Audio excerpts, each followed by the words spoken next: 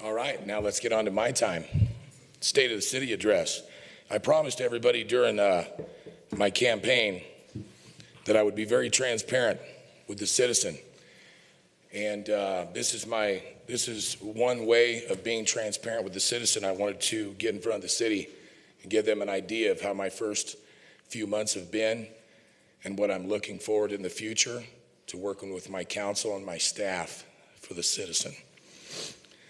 First of all, I'd like to say good evening to council, staff, and the citizens of Hastings. I realize this is something a little different and something that hasn't been done before by previous mayors, but I felt it was important in the honor of transparency to give the citizens of Hastings a perspective of where I believe we are headed as a council, staff, and city. First of all, I'd like to thank the citizens for the opportunity to serve them. I'd also like to thank the council and the city staff for welcoming me into my position and allowing me to get my feet wet. As I said in my campaign, I'm not a politician. So this has all been a little new to me, but I have diligently been working with the staff, council, and city boards, learning as much as I possibly can in the past 80 days. A year ago, I threw my hat into the ring for mayor of Hastings.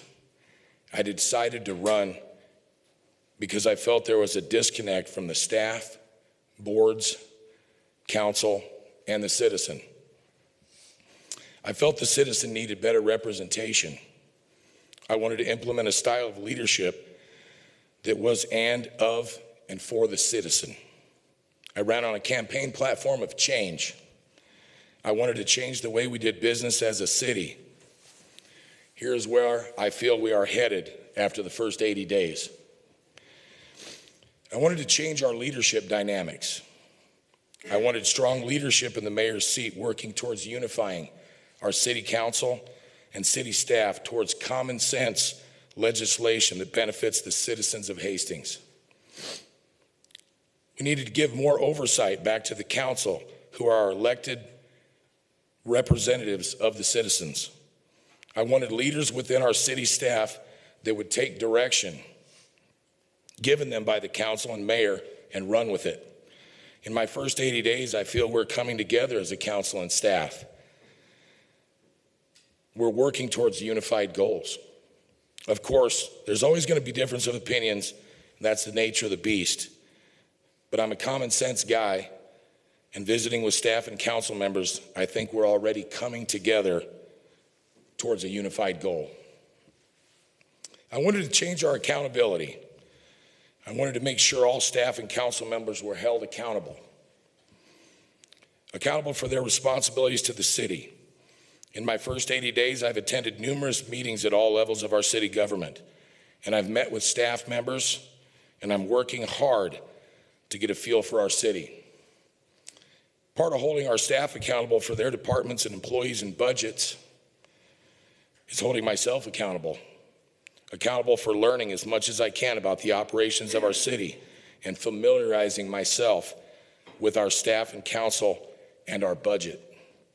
Learn about all the different boards within the city and their functions, and meeting with citizens as often as possible.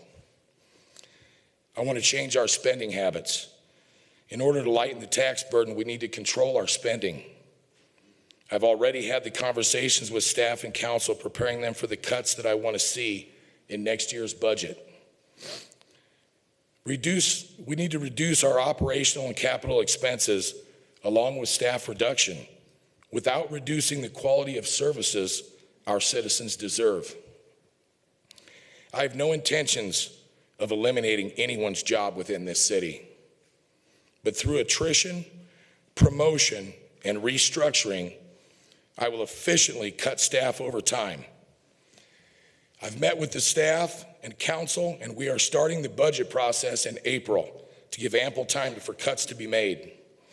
I've worked with the staff to identify inefficient and wasteful spending by reviewing staffing needs when positions become vacant.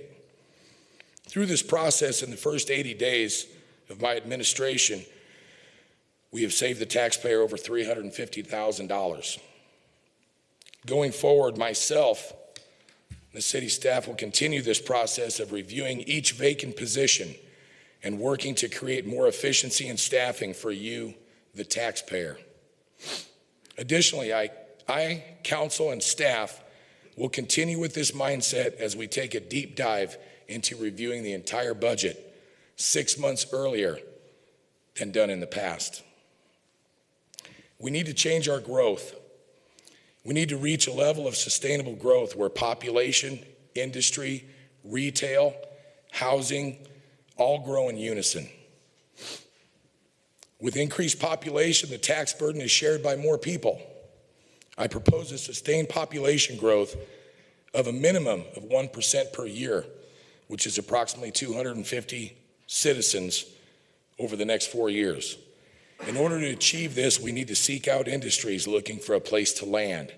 We need to work towards a level of affordable housing. We need to promote our new workforce housing, which is pushing 600 new units as we stand here today. My staff and I are also working with local developers to expand our single-family home market. I want housing, not just apartments. I want backyards, driveways, and a place someone can call home. I am actively working with developers, trying to find resources that will give incentives similar to the other developers for our local developers. For years, we've heard horror stories of the regulations and inspection process within this city. It hinders growth, is what is said. I've been actively working with the developmental services, the fire department, city administrator, and city council, trying to streamline the process and level the field for all projects within the city. It should be just as easy for the common owner as it is for the multi-million-dollar investor. We're going to get this inspection stigma off the back of Hastings. I'm also working with the HEDC and the CRA to reach out and actively pursue industry and to bring their business to Hastings. Using different incentives, working to develop a blueprint of an industrial park where land and rail and various incentives can be used to promote growth within Hastings. We will include references to our great college and our great trade school, hoping to capture those graduates and keep them in Hastings. This is all happening in my first 80 days. We're also actively working on a business incentive program to entice business within our community to expand and grow from within, not just outside. If we can capture 50 to 100 employees each year from inside growth, we're halfway to our goal. I want to change our accessibility. I've worked hard to promote accessibility to our staff, our council, and myself. I'm very accessible. I might be the easiest guy to find in town. We've changed the time of our council meetings to 6 o'clock to make it easier for working citizens to attend the council meetings and participate if they wish. We're trying to promote Engage Hastings and getting more citizens involved in our web platform.